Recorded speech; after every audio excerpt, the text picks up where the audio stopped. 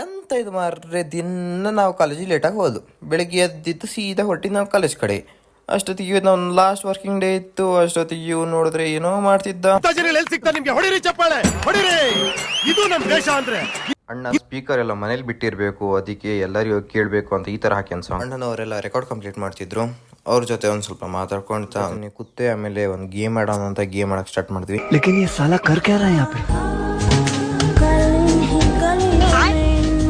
ಎಂತದ ಜಾದು ಅಂತ ಮಾರ್ರೆ, ನಿಮಗೆ ಗೊತ್ತಿದ್ರೆ ಹೇಳಿ ಕಾಮೆಂಟ್ ಅಲ್ಲಿ.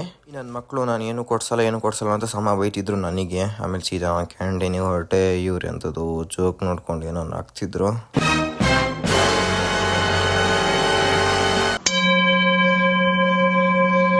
A few moments later. ಅಣ್ಣಂಗೆ ಸಮಾಧಾನ ಆಗ್ಬೇಕು ಅಂತ ತಲೆನ ಒತ್ತುತ್ತಿದ್ರು.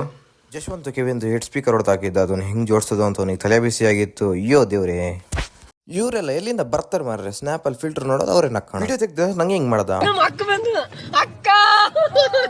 ಅಷ್ಟೊತ್ತಿಗೆ ಹೇಮಂತ್ ಫ್ರೆಂಡ್ಸ್ ಬಂದಿದ್ರು. ಅವ್ರನ್ನೆಲ್ಲ ಮೀಟ್ ಮಾಡ್ಕೊಂತ ಸೀದಾ ನಾವು ಹೊರಟ್ವಿ ಜಾಡಹಳ್ಳಿ ಹತ್ರ. ಅಷ್ಟೊತ್ತಿಗೆ ಅಲ್ಲಿ ನೋಡಿದ್ರೆ ಹೊರಟು ಬೇಕರಿ ಕಡೆಗೆ. ಆಮೇಲೆ ನಾನು ಆರ್ಡರ್ ಮಾಡಿದೆ ಓರಿಯೋ ಮಿಲ್ಕ್ ಶೇಕ್ನ. ಆಮೇಲೆ ನಾನು ಐಸ್ ಕ್ರೀಮ್ ಒಂದು ಯಾರಿಗೂ ಕೊಡಲ್ಲ, ಆದರೆ ನಾನು ಎಂತ ಮಾಡಲಿ, ನನ್ನ ಐಸ್ ಕ್ರೀಮ್ ಕತ್ಕೊಂಡು ಅವ್ರು ತಿಂತಿದ್ದಾರೆ. ನಂಗೆ ಹೊಟ್ಟೆಲ್ಲ ಉರಿಯಾಗುತ್ತೆ ಮಾರ್ರೆ. ಇವ್ರು ವ್ಯೂವರ್ಸ್ ನೋಡಿ ನಂದು. ಆಮೇಲೆ ಸೀದಾ ಅವ್ರನ್ನೆಲ್ಲ ನಾನು ಮನೆಗೆ ಹೋಗಿಬಿಡ್ತಾ ನಾನು ಹೊರಟೆ PG ಕಡೆ, ನಾನು ಪ್ರಜ್ಜು. ಆಮೇಲೆ ಇವತ್ತಿಗೆ ಮುಗೀತಿ ವ್ಲಾಗ್. ಬಾಯ್.